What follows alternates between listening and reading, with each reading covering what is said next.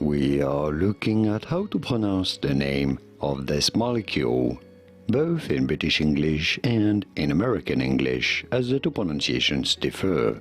This is the active component of chili peppers.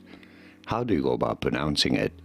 In British English, this is normally said as capsaicin. You do want to stress on the second syllable, on the say syllable.